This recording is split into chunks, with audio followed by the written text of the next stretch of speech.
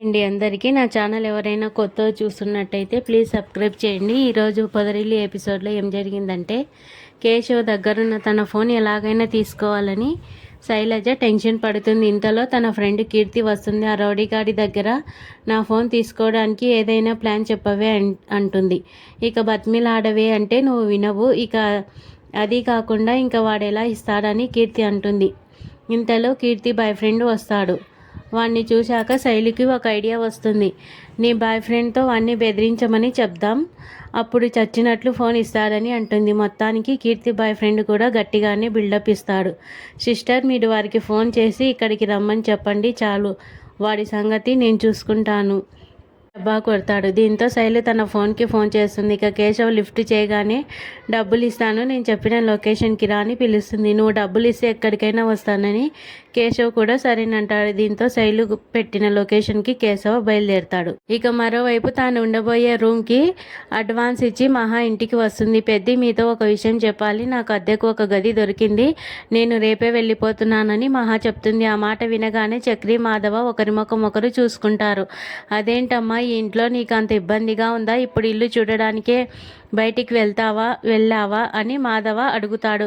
అవును పెద్ది, నన్ను మీరంతా సొంత మనిషిలా చూసుకుంటున్నారు, కానీ ఎప్పటికైనా మీకు నేను బరువే కదా అంటుంది. మహా, నువ్వు మాకు బరువేంటమ్మా అని మాధవ ఎంత చెప్పినా మహా వినదు. ఇల్లు దూరంగా చూసుకున్నావా అని చక్రి అడిగితే, లేదు 2 కిలోమీటర్లు అంతే, అక్కడి నుంచి ఇక్కడికి అని అడ్రస్ చెప్తుంది. తర్వాత మహా గదిలోకి వెళ్ళి చక్రి మాట్లాడడానికి ట్రై చేశాడు. ఏంటి అప్పుడే లగేజ్ సర్దేస్తున్నారని చక్రి అడిగితే, రేపు వెళ్ళాలంటే ఈరోజు ప్యాక్ చేయాలి కదా అంటుంది. అంతేనా, ఇంకేం లేదా అని చక్రి అడుగుతాడు.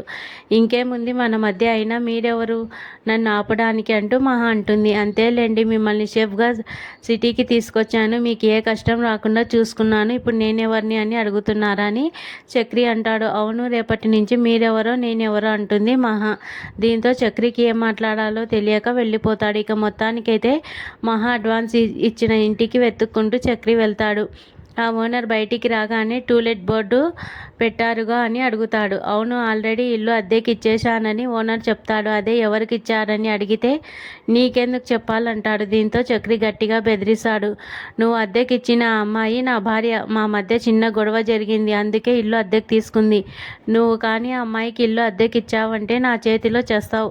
నేను ఇలా చెప్పానని కూడా చెప్పకుండా ఏం చేశావో చేసి ఇల్లు మాత్రం అద్దెకి ఇవ్వకూడదని చక్రి భయపెడతాడు. దీంతో ఓనర్ భయపడి సరేనంటాడు. మరోవైపు శైలు చెప్పిన లొకేషన్కి కేశవ వస్తాడు. అయితే కీర్తి ఫ్రెండ్ సడన్గా బైక్ మీద వచ్చి కేశవ చేతిలో ఉన్న శైలు ఫోన్ తీసుకొని బండి మీద వెళ్ళిపోతాడు. దీంతో కేశవ్ వాడిని ఫాలో చేస్తాడు. చివరికి శైలు వాళ్ళు ఉన్న లొకేషన్కి రాగానే, ఏంట్రా మా వాళ్ళకి ఏడిపిస్తున్నావంట, చెప్పు సిస్టర్, నీకు వీడి చేయి కావాలా కాలు కావాలా అని బిల్డప్ ఇస్తాడు. ఇక ఇదంతా చూసి కేశవ్ ఒక్కటే గుద్దు వాడి పొట్టలో గుద్దుతాడు. దెబ్బకి వాడి చేతిలో ఉన్న ఫోన్ కేశవ్ చేతిలోకి వస్తుంది. ఇది చూసి శైలజ బెదిరిపోతుంది. చూడు బుస్సు, నీకు ఓ ఫోన్ కావాలంటే మర్యాదగా 20,000 తెచ్చి ఇచ్చి తీసుకో, అర్థమైందా అని చెప్పి కేశవ వెళ్ళిపోతాడు. వెళ్ళిపోతుందని చక్రి మూడ్ ఆఫ్ అయ్యి బారు బయట కూర్చొని ఉంటాడు. ఇంతలో రిసెప్షన్కి వీడియోలు తీసిన ఫోటోగ్రాఫర్ వస్తాడు. అన్న, ఫోటోలు వీడియోలు అదిరిపోయాయి, ఇదిగో పెన్ డ్రైవ్లో ఎక్కించాను, తీసుకోండి, ఆల్బమ్ ఎప్పటికి కావాలి అని అడుగుతాడు. రే మహా వెళ్ళిపోతుంది, ఇప్పుడు ఆల్బమ్ అవసరమా, మళ్ళీ అది చూస్తూ నువ్వు బాధపడతావు అని చక్రితో మాధవ్ అంటాడు. ఇక దీంతో రే ఆ పెన్ డ్రైవ్ ఇచ్చి వెళ్ళు అని చక్రి చెప్తాడు. ఇక ఇది చూసిన నారాయణ, ఏంటి ఆల్బమ్ ఎందుకు వద్దంటున్నాడు మీ అన్న అని అడుగుతాడు. నువ్వు పెద్ద మనిషివి కదా, నువ్వే అడుగు, అయినా ఆ పెన్ డ్రైవర్లో ఏదో ఒక మంచి ఫోటో చూసి ఫ్రేమ్ కట్టించి ఇంట్లో పెట్టించవచ్చుగా అని చక్రి అంటాడు. ఇదేదో బాగుంది అని నారాయణ పెన్ డ్రైవ్ తీసుకుంటాడు. తర్వాత ఒంటరిగా బాధపడుతున్న చక్రి దగ్గరకు వచ్చి మాధవ ధైర్యం చెప్తాడు. రే మహా, ఎప్పటికైనా ఇక్కడి నుంచి వెళ్ళిపోయేదే కదా, అది ముందే జరుగుతుంది, నువ్వు ధైర్యంగా ఉండు. అలా కాదన్నయ్య, నేను మహాని మనస్ఫూర్తిగా ప్రేమించాను, తను ఇక్కడే ఉండాలని కోరుకుంటున్నాను, అందుకే బాధగా ఉంది అన్నయ్య అని అంటాడు.